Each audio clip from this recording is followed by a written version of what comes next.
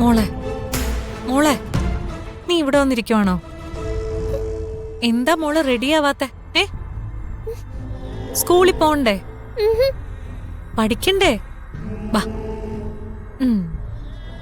ഇപ്പൊ എന്നും സ്കൂളിൽ പോവാൻ മോക്ക് മടിയാണല്ലോ. പോണ്ടേ?